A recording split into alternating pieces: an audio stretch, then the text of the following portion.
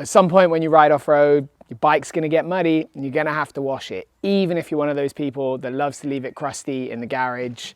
This week on MiniTip Monday, we're covering some basic tips to make sure you don't mess that process up.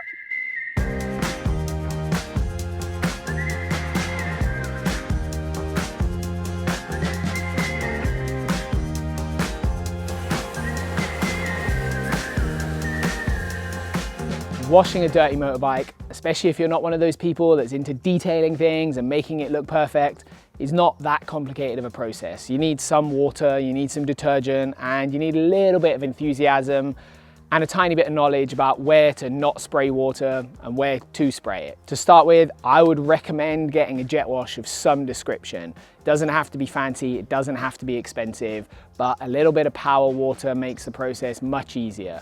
Once upon a time, we all washed bikes with a bucket and sponge, and you can definitely still do that, but a power wash is going to make it easier. And so is a little bit of dedicated bike cleaner. Dedicated bike cleaner makes a really, really good job of getting the dirt off your bike. It's going to make it much, much easier to wash.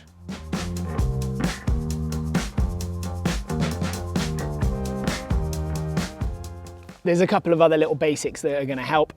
Generally, a nice power wash area makes a big difference. I'm quite lucky here that I've got a concrete forecourt to wash on. We've got a drain just there. So as long as you're mindful of not spraying lots of dirt down the drain, that should be sweet. And then when it comes to washing your bike, my first tip is to wash from top to bottom. It's really tempting to wash the first thing you see, but if you wash the bottom of your bike and then you wash under the mud guards and then you wash the bottom of your bike again, that gets really irritating after a while. So I always start from the top where the mud is, and all the mud will flow down, and then you work your way down the bike and make sure that you wash under the mud guards nice and early. It's gonna make a really big difference to how much time you spend repeating what you've just done. When it comes to knowing which parts you can pressure wash and which parts you can't, generally, I think it's a pretty straightforward process. Modern motorcycles especially are really well sealed up. The electronics should be fine with a pressure washer, and surprisingly, so should the bearings. Unless you've got a really, really industrial, strong power wash, or you're using the attachment that's designed for cleaning patios with the little ball bearing in it, you can pretty much spray everywhere.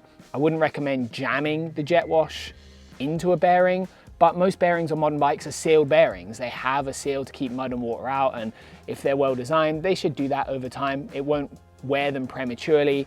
The only two delicate areas on most motorbikes that I would consider not spraying strong close up to are the radiators. You don't want to bend the fins. If you bend the fins with a pressure washer, you'll never bend them straight again. You can cause a little bit of damage. And don't spray it into your exhaust or directly into your air filter. You don't want to get water in your engine. You don't want to get water in your exhaust packing. So that's it. From there on, you're pretty much golden.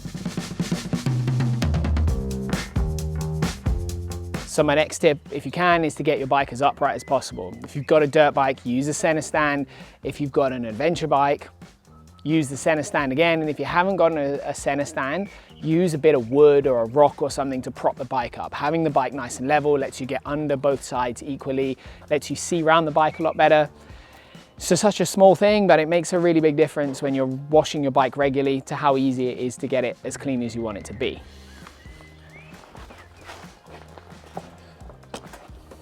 When it comes to actually washing your bike, you're gonna start by getting rid of all of the mud that you can off the bike. That's the first step.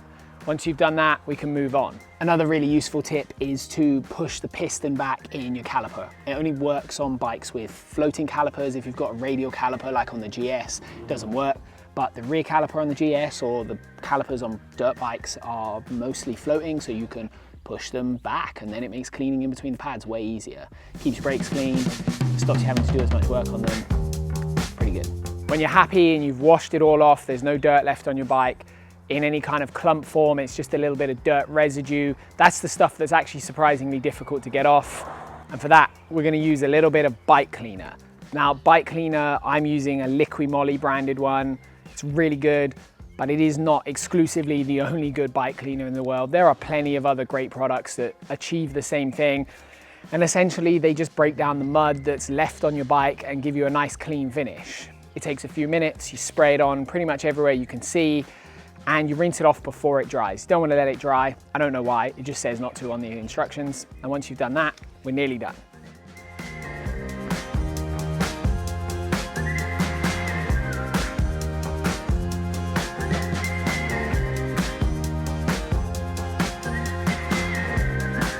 Once you've cleaned your bike, you need to kind of deal with the water through using some kind of anti-corrosion or water repellent thing on all of the surfaces that can corrode. So we're talking bare aluminium and steel.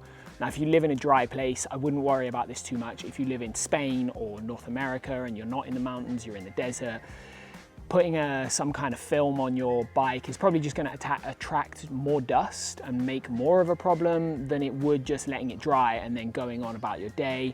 But we live in a pretty wet country here and things rust and corrode when you think about it happening.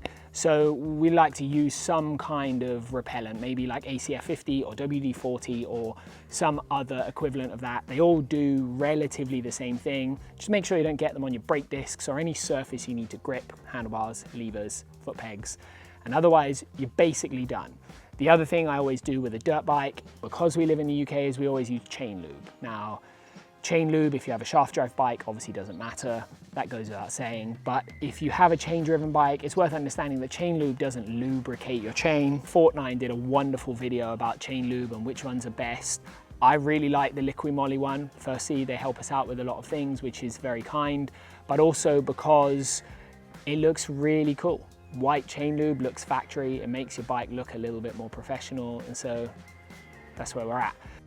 Washing your bike is not a particularly complicated thing. I hope I haven't made this video too reductive and too patronizing.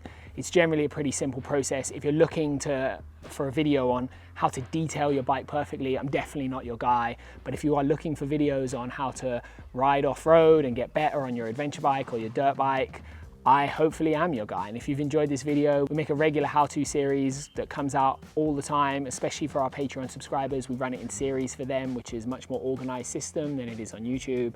So if you want to know more about that, check the link in the description below. And we've also got a few other things going on, like a web shop where we sell parts and kit and merchandise that's Brake Magazine branded and we think is really cool. So if you want to check any of that out, please feel free. If you don't, no stress. And otherwise, remember, life's better when you're riding.